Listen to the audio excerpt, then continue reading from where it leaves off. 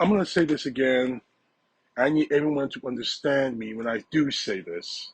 I'm not just throwing out empty words or any platitudes like that, like so many people in this country do when it comes to law enforcement officers. I have nothing but the greatest honor and admiration for police officers in this country. I have none of the greatest honor for what the jobs they do. I have none of the greatest respect for what they do, and respect and understanding of what they go through day in and day out. They walk the streets, driving the cruisers. I've got none of the greatest honor for them. But I will say this.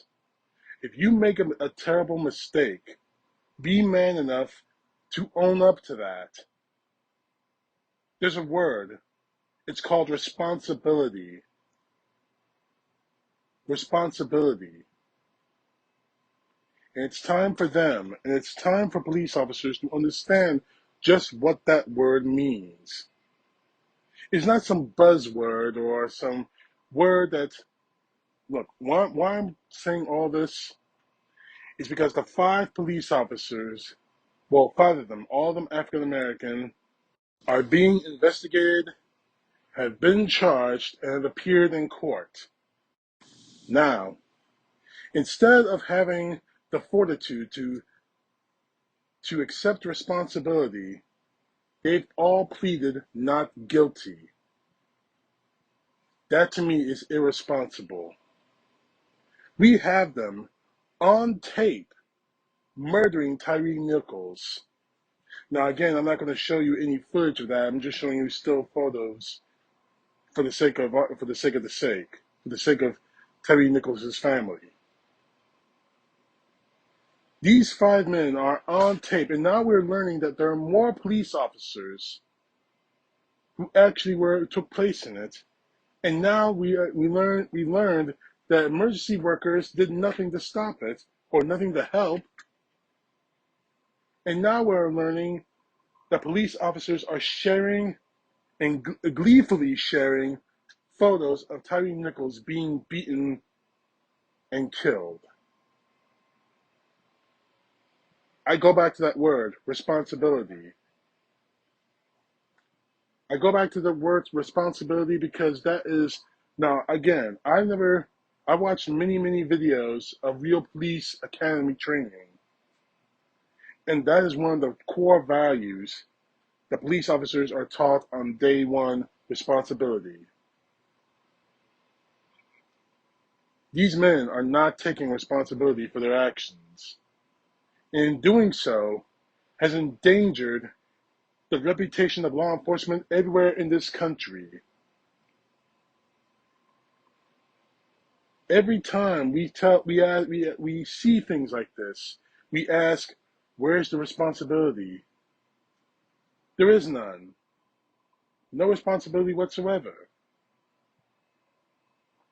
Up till very recently, we have rarely seen police officers held accountable for their actions when it comes to the lives being lost. You can say whatever you want about the victims of police brutality. You can say what you want about Tamir Rice or or or George Floyd or Breonna Taylor or Tyre Nichols, about any action of police officers using deadly and excessive force in actions.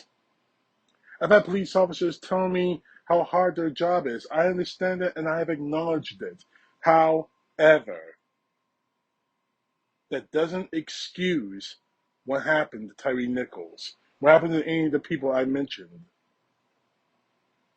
Police officers cross the line in those cases, and you need to either find it within yourself to take responsibility or turn in the badge and turn in the gun before you actually cross the line that these men and so many others in law enforcement have done. Earlier I said they're putting other cops' lives in danger. That is not me being hyperbole. That is not me being hysterical. That is the straight truth. Full disclosure about me.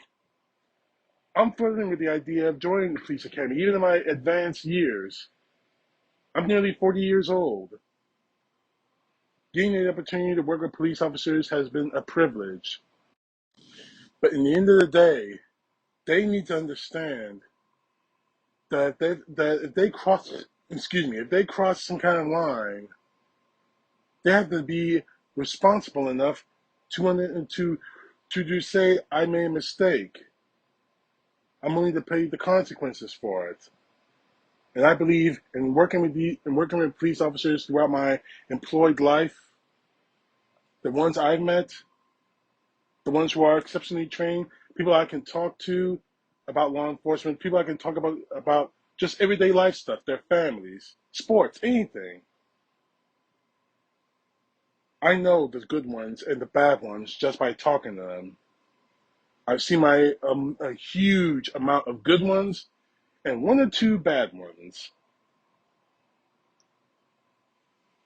Those 5 officers in Memphis fall in line with the bad ones.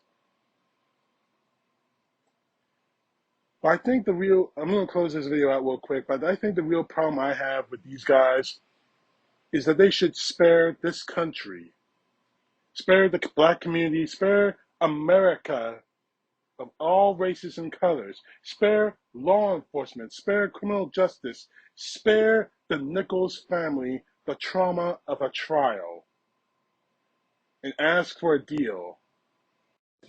Now, their black asses, they're going to prison, no doubt.